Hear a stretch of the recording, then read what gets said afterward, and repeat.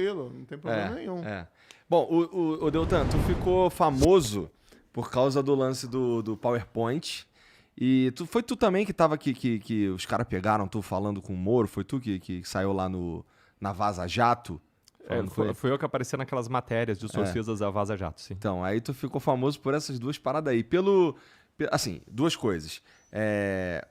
Tu foi processado pelo lance do PowerPoint e tudo mais, né? Sim. Uhum. E a outra coisa, que eu já tinha perguntado pro Moro também da outra vez que ele veio, sobre essa proximidade entre o juiz e o... Qual que era a tua posição? Ministério Público. Tá. Procurador. Essa aproximação do juiz com o procurador, bom, parece que essa proximidade é comum, né? Igor, todo Mas advogado ela é moral? Todo advogado que é um advogado bom, ele vai despachar o seu caso perante o juiz. Ele vai lá, comparece na justiça, ele vai falar para o juiz sobre os fatos, as provas que ele tem, e ele vai pedir a aplicação de uma interpretação da lei específica para o seu caso. Isso é plenamente lícito, legítimo, legal, moral, devido e faz parte de uma atuação de ponta, com excelência. Todo mundo faz isso. Nós, como procuradores da República, fazíamos a mesma coisa.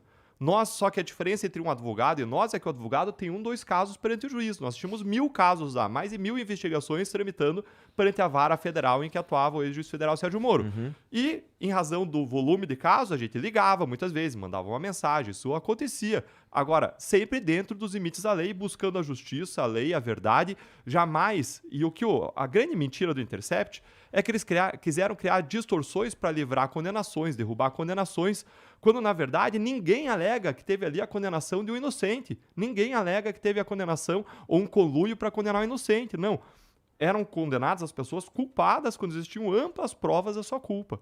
E eles alegam que existiriam supostas conversas, supostas irregularidades. Ora, tudo que a gente faz é registrado nos autos das investigações e processos. Basta ir lá e olhar. Se tiver alguma coisa errada, tá lá. E alguma coisa foi anulada depois de anos dessa vaza-jato? Não, zero.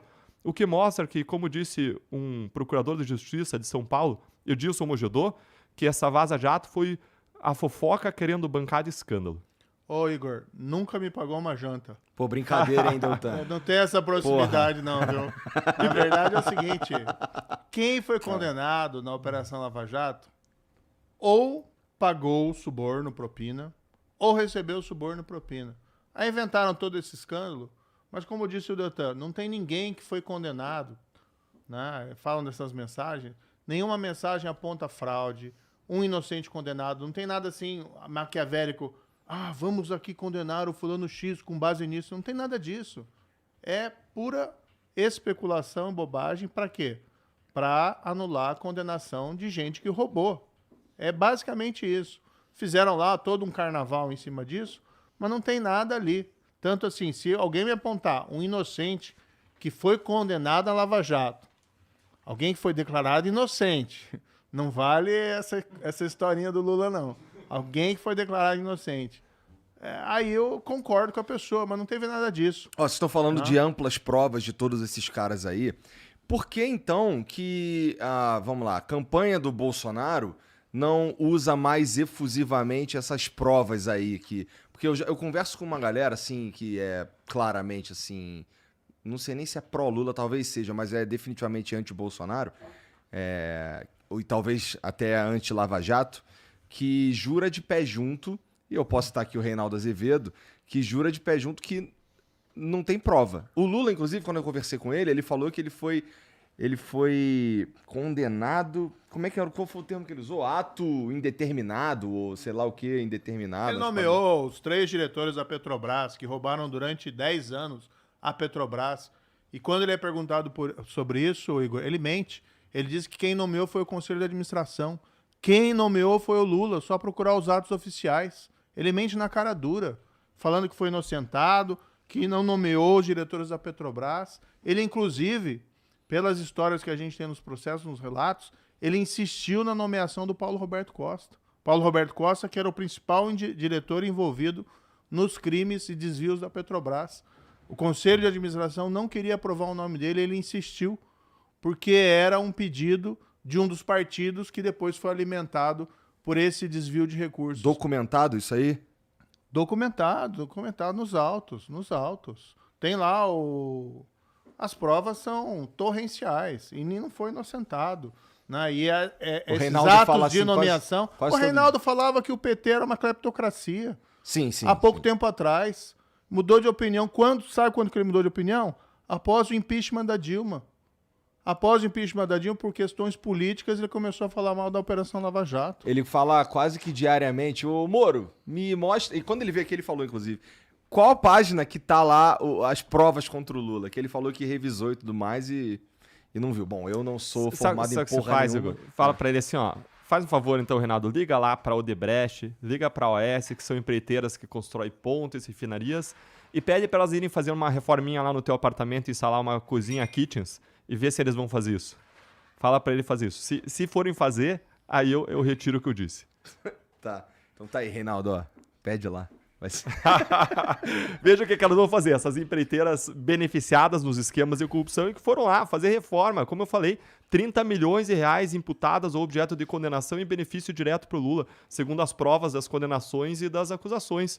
Então, o fato de que o Supremo anulou tudo por uma questão formal não apaga a realidade, não apaga os fatos, não apaga as provas. E como se disse, eu fui processado por ter oferecido uma acusação formal contra o Lula, fui processado por ele. Quem te processou? O próprio Lula. Tá. Ele entrou com uma ação de indenização pedindo R$1 milhão.